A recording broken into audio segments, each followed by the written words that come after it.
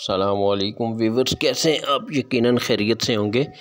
اللہ رب العزت سے دعا ہے کہ وہ ہم سب کو اپنے حفظ و امان میں صحت سلامتی سے رکھیں۔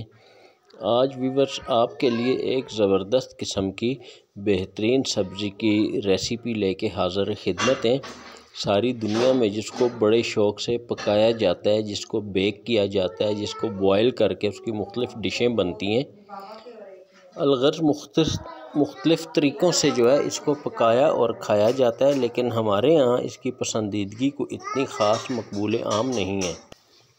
ویور، بینگن کو سبزیوں کا بادشاہ بھی کہا جاتا ہے۔ اس کی سکن کا گلو جو ہے وہ زبردست قسم کا ہے اور اس کی افادیت بھی اتنی ہی بہترین ہے۔ آئرن کا یہ بہت بڑا خزانہ ہے۔ بلڈ ڈیفیشنسی کو یہ پورا کرنے کی خاصیت رکھتا ہے، اور بھی منرل اس کے اندر بہت سے ہوتے ہیں۔ تو یہ بہت ٹیسٹی، بہت لذیذ قسم کی سبزی ہے۔ اس کی جو ڈش آپ کو بتانے جا رہے ہیں وہ بھی اپنی مثال آپ ہے۔ آپ ویڈیو کو اینڈ تک دیکھیے گا، ایک ایک چیز اس میں آپ کو بتائیں گے۔ شروع کرتے ہیں ویورز۔ بسم اللہ الرحمن الرحیم۔ کوک وتھ خالد میں ہوں آپ کا میزبان خالد سیف اللہ۔ تمام دیکھنے سننے والوں کو میرے چینل میں بہت بہت خوش آمدید۔ یہ ہمارے نومی بائی کا ایک آرگینک فارم ہے سبزیوں کا، جہاں سے ہم نے ان سے یہ سبزی حاصل کی ہے۔ اللہ تعالیٰ ان کو اس کا بہترین بدلہ دیں۔ یہ دیکھیں، شملہ مرچ بھی لگی ہوئی ہے اور بہت سی چیزیں آرگینک ہیں ساری، لیکن ہم نے ان سے صرف بینگن کی ریسیپی بنانی ہے، اور بینگن آدھا کلو ہم نے ان تمام بینگنوں سے الگ کر لیے ہیں۔ اور ان بینگنوں میں ویور جائے گا کیا کیا، وہ مسالے میں آپ کو شیئر کر رہا ہوں۔ اس میں 1 پاؤ دہی جائے گا، اس کے ساتھ چند دانے سبز مرچ کے جائیں گے، اور مسالے پسے ہوئے کیا جائیں گے۔ اس میں یہ مونگ پھلی کے دانے آپ کو نظر آ رہے ہیں، 4 چمچ تقریباً ہم نے لے لیے ہیں۔ اس کے ساتھ کوکو پاؤڈر ہے، کوکونٹ پسا ہوا ہے، اور اس کے ساتھ ہی خشخاش 2 چمچ ہے، 3 چمچ ہے، اور یہ نمک حسب ذائقہ ہے، اور گرم مسالہ آدھا چمچ ہم نے لیا، اور سرخ مرچ 1 چمچ ہم نے لے لی ہے۔ تو ویور، اس کو بنانے کی ترتیب کیا ہوگی؟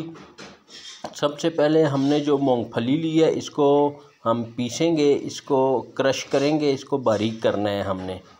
تو اس کے ساتھ اس کو ہم نے کوکونٹ پاؤڈر کے ساتھ ملا دینا، اور ساتھ ہی خشخاش بھی اس میں ایڈ کر دینی ہے۔ یہ الگ ایک مسالہ بنے گا، اس کو بھرے ہوئے بینگن بھی کہتے ہیں۔ ان بینگنوں کو کاٹ کے ہم نے 4 ٹکڑے کرنے، اور ان کے اندر ان کی فلنگ کرنی ہے۔ تو یہ جو ہم نے لیے تھے پینٹ لی تھی، اس کو ہم ہاون دستے میں کوٹ رہے ہیں، باریک کر رہے ہیں، اور یہ آپ کے سامنے کوٹی جا رہی ہے۔ اس کو بالکل باریک کرنا ہے تاکہ باقی مسالوں کے ساتھ یہ یکجان ہو جائے۔ تو یہ کٹ کے ہماری جو پینٹ کے دانے ہیں وہ باریک ہو گئے ہیں۔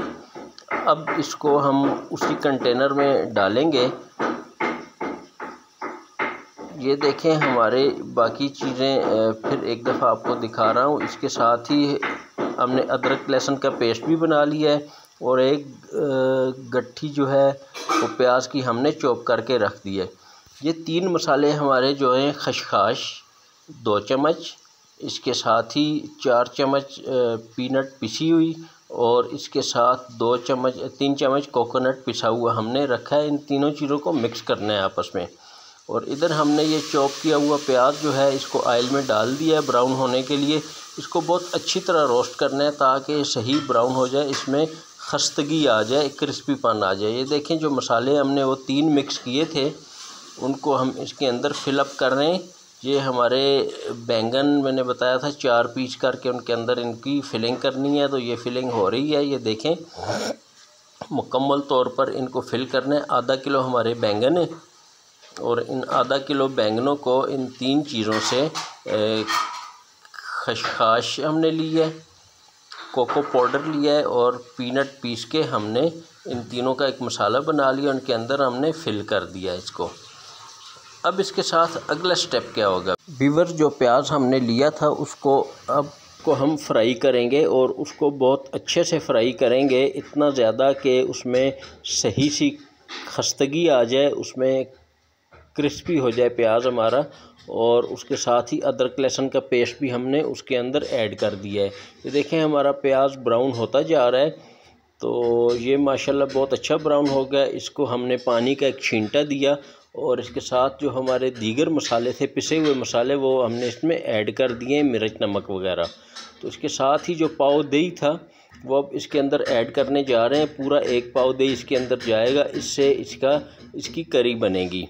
تو یہ مسالہ جو ہے ہمارا جب اچھے سے پک جائے گا، دوبارہ سے بھن جائے گا، تو اس کے اندر ہم اپنے تیار بینگنوں کو ڈال دیں گے اور پھر ان بینگنوں کو بھونیں گے۔ ہر چیز کو اچھی طرح بھوننا ہے۔ یہ دیکھیں مسالہ تیار ہو چکا اور یہ بینگن اس کے اندر شفٹ کر رہے ہیں ہم۔ اور یہ بینگنوں کی لک دیکھیں ماشاءاللہ کتنی زبردست لگ رہی ہے، بہت اچھے لگ رہے ہیں، بہت پیارے لگ رہے ہیں۔ اور یہ ریسیپی بھی انشاءاللہ العزیز ایسی ہی زبردست کراری اور مزیدار ہوگی۔ میں نے جب سے یہ بینگن کھائے ہیں، یہ ریسیپی بنائی ہے، اس کے بعد تو بینگن مجھے بہت اچھے لگنے لگے ہیں۔ اور یقیناً آپ کو بھی ویور جب آپ یہ ریسیپی بنائیں گے، اس کو ٹیسٹ کریں گے، تو اس کے بعد بینگنوں سے آپ کی دوستی ہو جائے گی، مجھے یقین ہے۔ اگر آپ کو ہماری یہ ویڈیو اچھی لگے تو اس کو لائک اور شیئر کر دیں پلیز۔